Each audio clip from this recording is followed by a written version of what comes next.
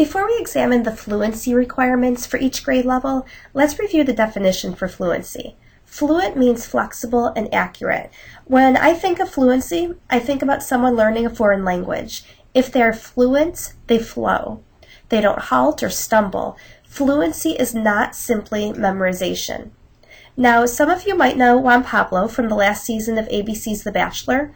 Before Juan Pablo went on to The Bachelor to find his future wife, the TV show provided him with several classes on the English language.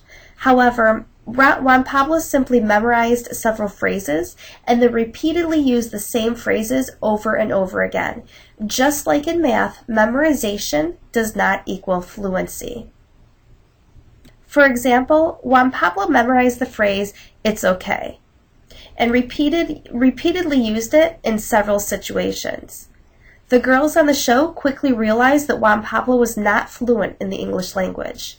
Again, just like in math, memorization does not equal fluency. You cannot memorize one or two strategies in math and be fluent. In math, fluency means that you are selecting the most appropriate strategy for a situation and accurately using it. Now that we've talked about the meaning of fluency, let's examine some computational fluency goals for K through 6 according to Common Core. Fluency is actually mentioned 14 times in grades K through 6, which is really important to note because a lot of parents seem to be under the perception that we are no longer promoting fact fluency or computational fluency, and we're no longer promoting students or encouraging students to memorize addition facts or multiplication facts, and that is not true. Like I said, fluency is mentioned 14 times within the grades K through 6. So now that you're able to see these different fluency goals for each of the grade level, let's spend a little time of talking about what you notice about these different fluency goals, and then if there's anything that you wonder about the different fluency goals. At this time, we are going to pause the video so you have time to talk at your table. Hopefully you had some time to discuss what you notice and what you wonder about the different goals.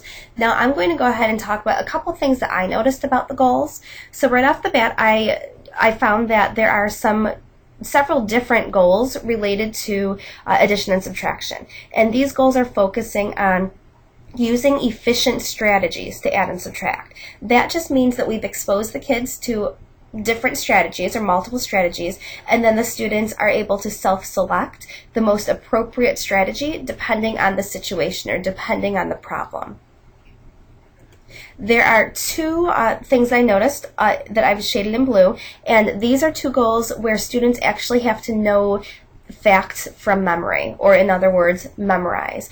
In second grade, the students have to have facts, addition and subtraction facts through 20 memorized. And then in third grade, students have to have their multiplication and division facts through 100 memorized. And then the last thing I noticed is that in fifth grade and then in sixth grade, there are some fluency goals for multiplication and division. And that just means students have been exposed to several different strategies for multiplication and division, and they're able to pick the most efficient ones depending on the situation. Now, that was a very brief snapshot of the different fluency goals for the different grade levels. What I would like to do now is give you more information about the different goals, looking at them a little bit more in depth and looking at some examples of possible strategies. You have a handout in your at your tables, and it is called the Computational Fluency Goals. On one side, it has multiplication and division. On the other side, it has addition and subtraction. At your table, examine the fluency requirements for your grade level. Discuss how those fluency requirements build on the previous grade level's requirements. And then how do your grade level's requirements develop the foundation for the next grade level's fluency goals. At this time, I'm going to pause the video so that you can look at your grade level and your neighboring grade levels and discuss the progression or how they build on each other. Hopefully you had some time to look at the computational fluency goals for your grade level and neighboring grade levels and be able to see really how each grade level's computational fluency goals build on each other. One thing that I wanted to point out was that There are various computational fluency goals for every grade level. However, today we are primarily focusing on those two blue bars on the previous chart that we saw that focus in on the memorization aspect. So knowing from memory your addition and subtraction facts, knowing from memory your multiplication and division facts. But hopefully everybody at every grade level will see how your goals tie into that know from memory aspect. So let's start by talking about the definition for memorization. Memorization means committing something to memory so that thinking is unnecessary, or so that there's almost that instant recall. Now, traditionally, when we thought of memorization when it came to math, we thought about teaching the students facts in isolation, practicing each of them separately as if there's no relationship between them. The only emphasis was on recalling the answers. But children who struggle to commit basic facts to memory, the reason they're often struggling is because they're seeing each fact as an isolated fact that has to be memorized separately. They're not thinking about the number relationships, or they're not addressing the commutative property, where if they know 2 times 6, they also know 6 times 2. So this traditional way of memorizing facts isn't what Common Core suggests and isn't what best practice suggests. So today we're going to look at some alternatives for how we can help students remember or memorize their math facts.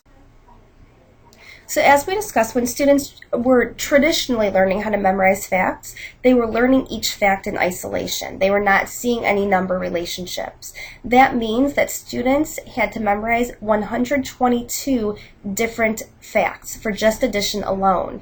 The students were not being taught to see the relationship, for example, between 9 plus 6 and 6 plus 9 to help eliminate the number of facts they needed to memorize. Students were also not taught, well, if I know 10 plus 6, I could easily figure out 9 plus 6. Each fact was in isolation. Take a minute at your table and just think about what are some relationships that you could teach kids when learning addition to reduce the number of facts that we are having to memorize. I pointed out a couple here. For example, knowing 10 plus something can help me figure out 9 plus something, or the commutative property. What are some other things that we could help students focus on to minimize the number of facts that we are memorizing? Go ahead and take a minute to pause the video, share at your table, and then we will replay the video in a moment.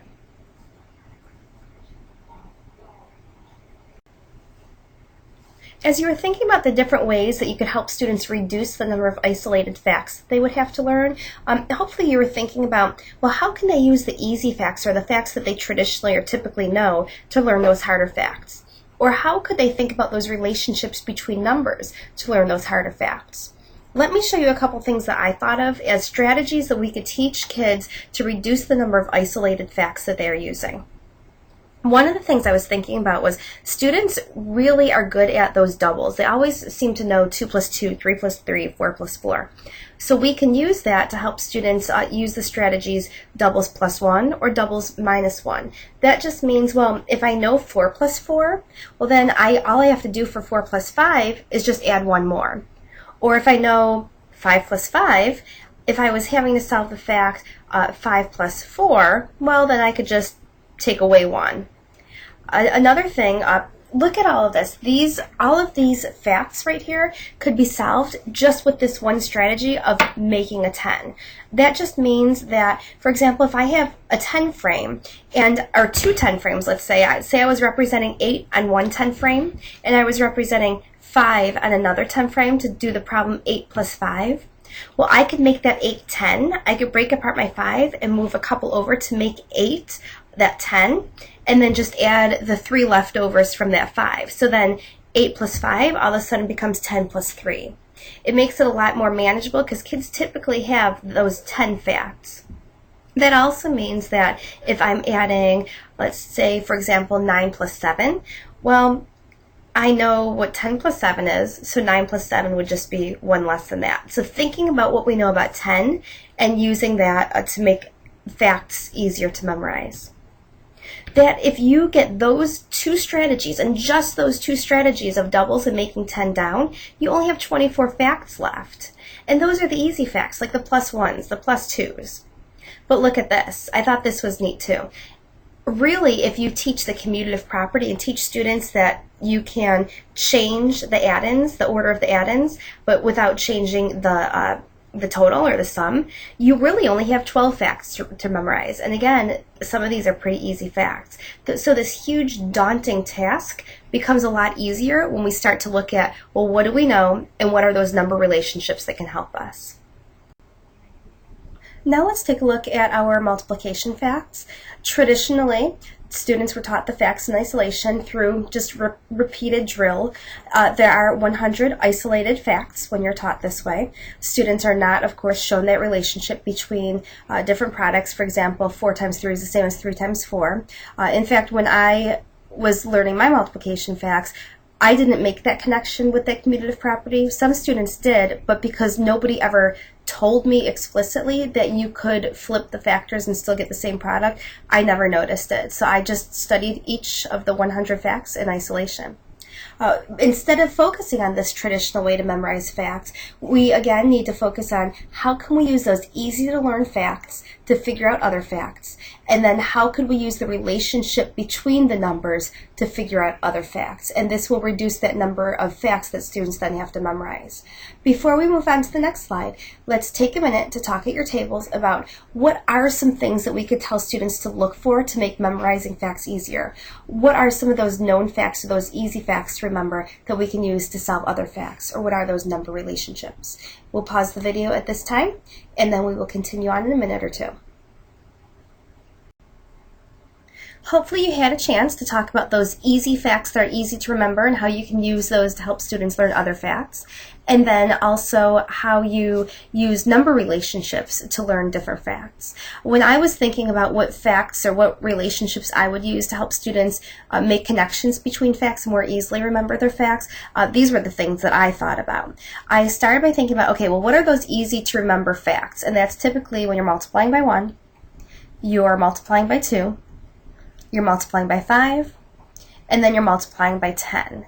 So then I was thinking, okay, so what would I tell students? How would I help them see these easy facts and use them to get those harder facts? Well, then I thought, okay, well, if I'm multiplying 4 times 3, that's really just 4 groups of 3. Well, I already know what 4 groups of 2 is. That's 8. So if I add one more group of 4, I would just add 8 plus 4 more, that's 12. So using what I know to figure out what I don't know. The same thing with, for example, 6 times 6, or 6 groups of 6. Well, I don't know that fact, but I know 5 groups of 6 is 30, or 5 times 6 is 30. That's one of those easy to know facts. So I'm just going to take one more group of 6, 30 plus 6, oh, okay, that's 36. So using what I know, again, to figure out what I don't know. So you get the gist, you get the idea of how we could do that. The other thing that I wanted to point out is kids typically have an easy time with those square numbers. Those are just something that kids typically do memorize, so we might not need to focus as heavily on those facts. So already we have only 30 facts left to remember, and students should be able to use one of the strategies of using what they know to figure out what they don't know for those remaining facts. Oh, but wait, then we have, again, that commutative property, which really leaves us only then with having to figure out or memorize 15 facts in isolation or using those other strategies. It's not so much of a daunting task anymore. So, again, talking back about what we did traditionally was traditionally when we taught multiplication or when we taught our addition facts, student or teachers typically did just a lot of drill and practice, repeatedly gave students flashcards and time tests and just over and over again showed them the same facts and tried to get them to increase their fact fluency. But in reality, repetitive drill is very limited in building fluency. The only way that we really can build fluency for all students is by building meaning through those mental strategies that we talked about on those past slides and making connections between those strategies and those number relationships. This shows that when we do it this way, students have that long-term retention, and it's not just, okay, I've memorized it until I have my multiplication test and then I'm going to forget it next year. So this helps that 4th grade teacher, that 5th grade teacher, all those future teachers, rather than just focusing on that short-term knowledge because of memorization and drill. Well, now you're probably saying, okay, well, I've had kids where drill does work for them. And you're right, drill does work, or memorization of isolated facts does work for a small number of facts and for a small number of students if those facts are repeated enough, or if that drill is repeated enough. However, those students probably would learn no matter how you presented information. Those students are the students that remember a lot of phone numbers, or remember license plate numbers, or obscure trivia information. Those students just have strong working memories, or strong memories in general, and they will retain those facts through any process. However, most students really need to focus on the mental math strategies to be able to have that long-term memory. In fact, a lot of times teachers might say, okay, well, drill worked for this student, but really what that student was doing when they were doing drill was they were creating their own mental math strategies. And you probably use those mental math strategies too. We talked about 6 times 6 before. That's one of the facts that I have a hard time remembering, and I naturally always think, okay, 6 times 5 is 30. Oh yeah, 6 times 6 then is 36. So we're doing a little bit of that mental math without even realizing that we're really doing it. So is drill appropriate, and when is drill appropriate? So yes, drill is appropriate only after the students have developed those mental math strategies, only after the students have an understanding of those number relationships and how we can use those easy facts to get those hard facts. After they've talked about the strategies, practiced with peers, and practiced in a variety of situations. Then, after we've done all that, we can use that drill, that frequent repetition of those facts. I wanted to show you one activity that we can do as an alternative to just that traditional drill. This helps get us looking at strategies. This helps getting us to look at a little bit more of those number relationships. So in front of you, you have a set of multiplication flashcards. They're just mini flashcards.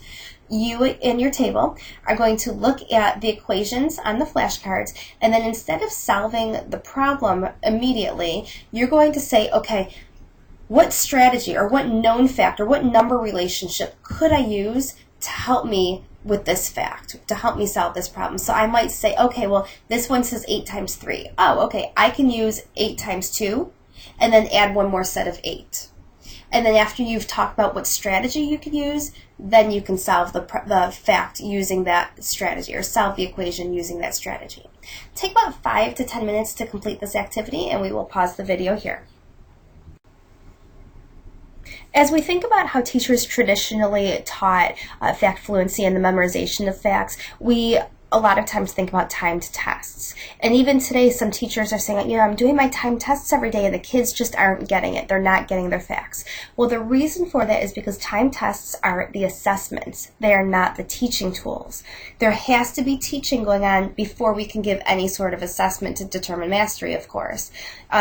Even so, timed tests are inefficient as teaching tools, and they can actually damage student learning because you're attaching an arbitrary amount of time to something that might take more time for one student than it does for another. You're also telling the students that what you prioritize in math or what you value in math is time, when really we should be valuing efficient strategies, flexibility in thinking, and more of that, can you think, can you use those number relationships to answer an item versus can you get it instantaneously.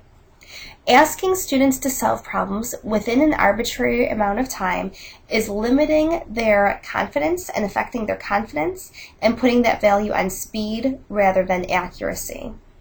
If you do decide to attach time to an assessment, why don't you think about encouraging students to beat their own time, or see if the students can try to answer more questions than they did on the last assessment they took, and not just simply give a 1-minute time test or just an arbitrary amount of time to the students. And again, you must give some teaching before you can give that assessment. So let's pause the video for a minute and let's talk about, so how and when would you assess fact fluency in your classroom?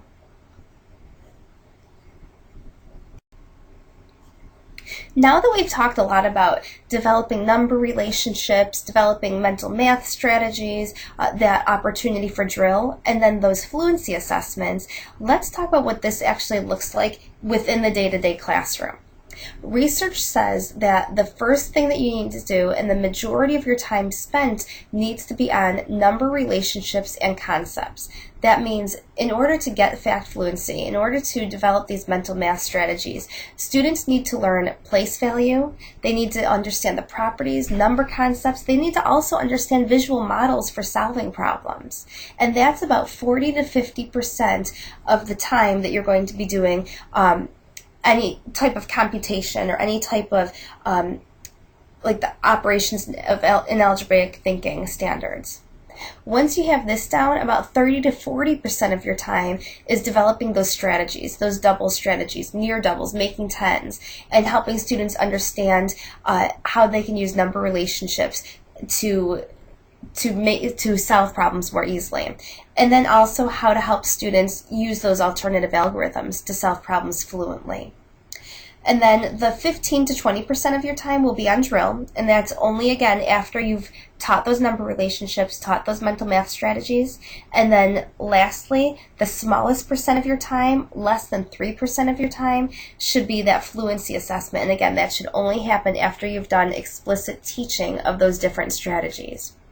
Now, a lot of teachers are going to say, okay, well, this is great, but how do I map this out with my students? Well, the good news is Common Core took this into consideration when they were mapping out the standards. So if you are following the standard course of study, this is how you will be teaching. Those number relationships are starting early, and then you are focusing on those mental math strategies. One thing that you might say is, okay, now hold on, I'm spending a lot of time on number relationships, but I'm not really seeing where I might get to the mental math strategies.